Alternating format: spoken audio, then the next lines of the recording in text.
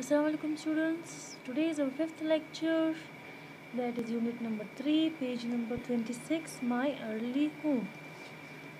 So first, like always, I will explain you short summary, then I'll start reading, and side by side you will also underline difficult words that you have to learn. So the story My Early Home is about a horse and his family, of their environment and surrounding, how they live, where they live, what kind of food, shelter they are having. So now I'll start reading.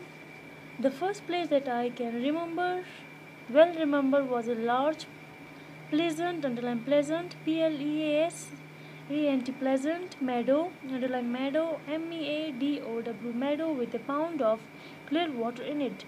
Some shady, underline shady, shady, shady trees leaned over it, and rushes and water lilies grew at the deep head. Over the edge, or one side, we looked into a ploughed field, and on the other we looked over a gate at our master's house, which stood by the roadside. At the top of the meadow was a grove, underline grove, grove, grove of fine trees, and at the bottom a running brook overhung by a step bank. When I was young, I lived upon my mother's milk, as I could not eat grass in the daytime. I ran by her side, and at night I lay down close by her. When it was hot, we used to stand by the pond in the shade of the trees, and when it was cold, we had a nice warm shed near the grove.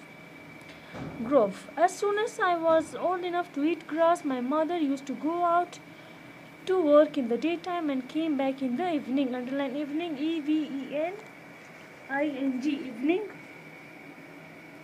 There were 6 young clots in the meadow beside me. They were older than I was, somewhere nearly as large as grown-up horses.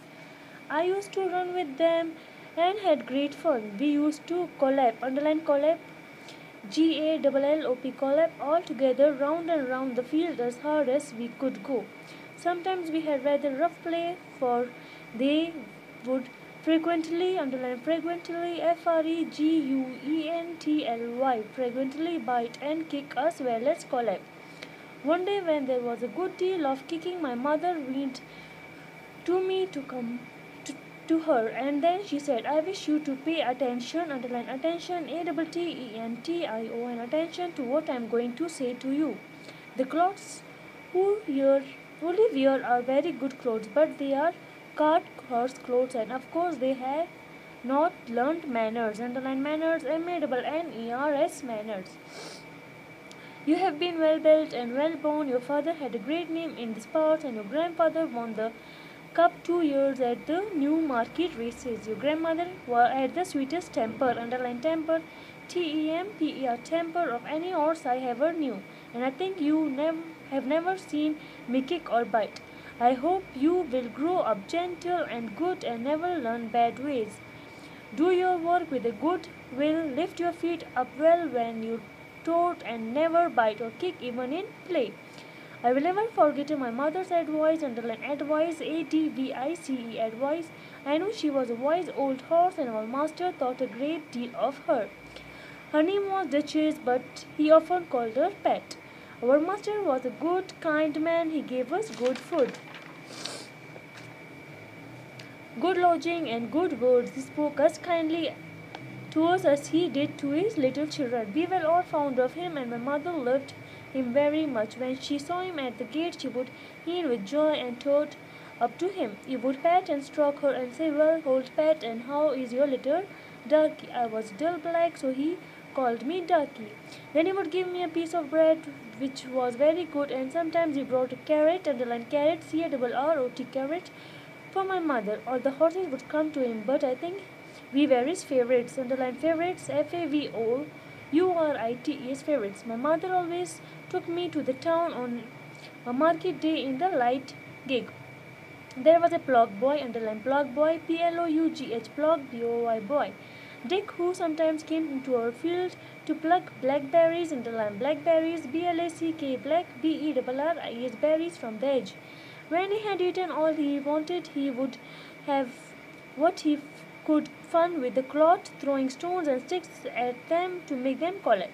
We did not mind him much, for we could collapse off, but sometimes the stone would hit and hurt us. One day he was at this game and did not know that the master was in the next field, but he was there watching what was going on. Over the edge he jumped in a snap, and catching Dick by the arm, he gave him such a box on the ear as made him roll with pain and surprise, until in surprise, surprice, surprise. As soon as we saw the master, we trotted up nearly we to see what went on. Bad boy, he said, bad boy. To tease the cloth, this is not the first time, not the second, but it shall be the last. There, take your money and go home. I shall not want you on my farm again. So we never saw Dick any more. Old Daniel, the man who looked after the horses, was just as gentle as our master, so we were well off. So I hope you have understood the poem. So now you have to read the poem and the dictation words. So that's all for today's lecture. Thank you.